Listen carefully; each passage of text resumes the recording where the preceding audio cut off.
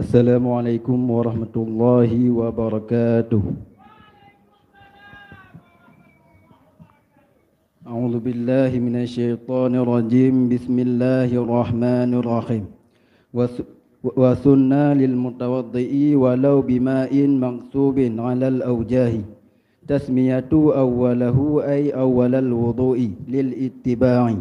Wa aqalluha bismillahi wa akmaluha bismillahirrahmanirrahim wa tajibu 'inda ahmada wa yusannu qablaha at-ta'awudhu wa ba'daha syahadatani walhamdulillahilladzi ja'ala al-ma'a tahura wa yusannu liman tarakaha awwalahu ay ya'tiya biha asna'ahu qailan bismillahi awwalahu wa akhirahu la ba'da firaghihi.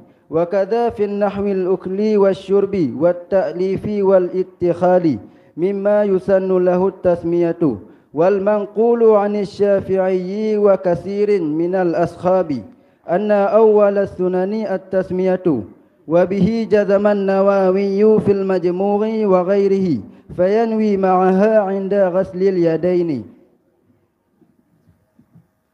وقال جمع متقدمون أن أولها السواك ثم بعده التسمية فرع تسن التسمية لتلاوة قرآن ولو من أثناء سورة في صلاة أو خارجها ولغسل وتيمم وذبح فغسل الكفين معا إلى الكوعين مع التسمية المقترنة بالنية وإن توضأ من نحو إبريق أو علم طهرهما للاتباع فسواك عرضا في الأسنان ظاهرا وباطنا وطولا في اللسان للخبر الصحيح لولا أن أشق على أمتي لأمرتهم بالسواك عند كل وضوء أي أمر إيجاب ويحصل بكل خشين ولو بنحو خرقة أو أشنان والعود أفضل من غيره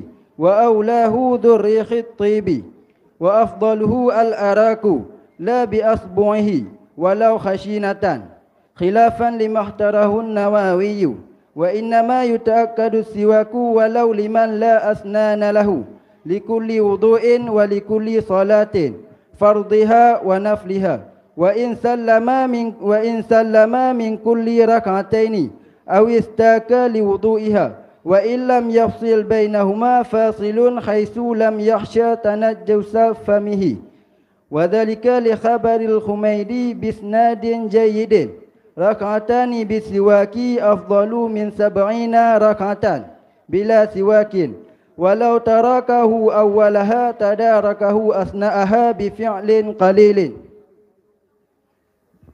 كتعمم ويتأكد أيضا لتلاوة قرآن أو حديث أو علم شرعي أو تغير فم ريحا أو لونا بنحو نوم أو أكل كريه أو سن بنحو سفرة أو استيقاظ من نوم وإرادته ودخول مسجد ومنزل وفي السخر وعند الاحتضار كما دل عليه خبر الصحيحين ويقال إنه يسهل الخروج الروحي وأخذ بعضهم من ذلك تأكده للمريض وينبغي أن ينوي بالسواك السنة ليثاب عليه ويبلغ ريقه أول استياكه وألا يمصه. Bismillahirrahmanirrahim.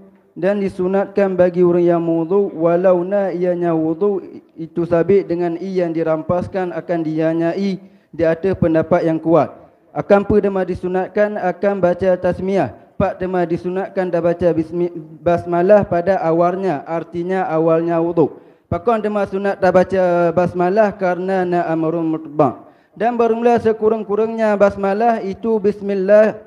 Dan bermula seakmal-akmalnya basmalah itu bismillahirrahmanirrahim. Dan wajib ianya basmalah di sisi Imam Ahmad. Dan disunatkan sebelumnya basmalah akan perdama disunatkan akan ta'awud. Dan disunatkan sesudahnya basmalah akan perdama disunatkan akan dua buah syahadah. Dan akan alhamdulillahillazi ja'alal ma'a tahur.